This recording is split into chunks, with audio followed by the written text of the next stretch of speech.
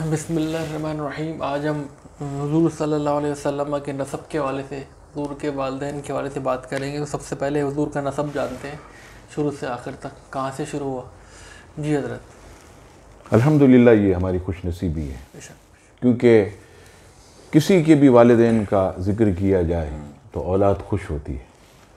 تو اللہ کے محبوب صلی اللہ تعالیٰ علیہ وسلم کے پیارے پیارے پیارے پیارے والدین کریمین کا ہم ذکر کریں گے تو اللہ کے محبوب صلی اللہ تعالیٰ علیہ وسلم ہم سے بہت خوش ہوں گے۔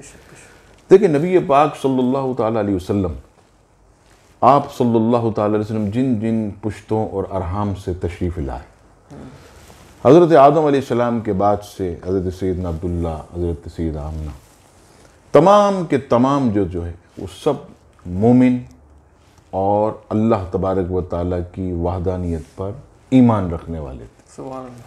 سورہ شعراء آیت نمبر 218، 219 اور 220 میں رب کریم فرماتا ہے الذی یراک حین تقوم وتقلبک فی الساجدین انہ هو السمیع العلیم۔ ترجمہ، جو تمہیں دیکھتا ہے جب تم کھڑے ہوتے ہو اور نمازیوں میں تمہارا دورہ فرمانے کو دیکھتا ہے، یعنی سجدہ کرنے والوں، بے شک وہی سننے والا جاننے والا۔ تفسیر مدارک پیج نمبر 834، تفسیر خازن جلد نمبر 3 پیج نمبر 398، تفسیر جمل والیوم 5 پیج نمبر 413۔ تمام مفسرین فرماتے کہ اس آیت میں ساجدین سے مراد، یعنی نماز پڑھنے والے، سجدہ کرنے والوں سے مراد مومنین ہیں، اور حضرت آدم اور حضرت حوا کے زمانے سے لے کر حضرت عبداللہ رضی اللہ تعالیٰ اور حضرت بی بی آمنہ رضی اللہ تعالیٰ عنہا تک مومنین کی پشتوں اور رحموں میں حضور علیہ السلام کے دورے کو اللہ ملاحظہ فرماتا ہے۔ اور اس سے پتہ چلا کہ حضرت آدم علیہ السلام تک حضور علیہ السلام کے جتنے آبا و اجداد وہ سب مومن، مسلمان اور توحید پرست تھے، کوئی بھی ان میں سے بت پرست جو ہے وہ نہ تھا۔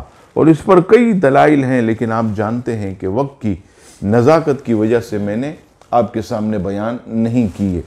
نبی پاک علیہ السلام کا مبارک نسب برکت کے لیے عرض کرتا ہوں کہ دلائل النبوہ والیوم 1 پیج نمبر 174، تاریخ دمشق جو کبیر ہے، بڑی والی، والیوم 3 پیج نمبر 38، فتح الباری والیوم 8 پیج نمبر 147 پر یہ حدیث پاک۔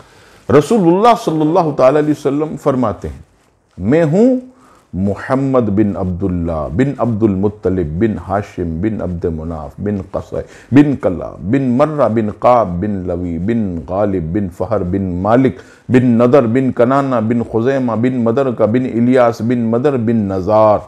کبھی لوگ دو گروہ نہ ہوئے مگر مجھے اللہ نے بہتر گروہ میں کیا، تو میں اپنے ماں باپ سے ایسا پیدا ہوا کہ زمانہ جاہلیت کی کوئی بات مجھ تک نہ پہنچی، اور میں خالص نکاح صحیح سے پیدا ہوا، آدم سے لے کر اپنے والدین تک، تو میری ذات تم سب سے افضل اور میرے ماں باپ تم سب کے ماں باپ سے بہتر۔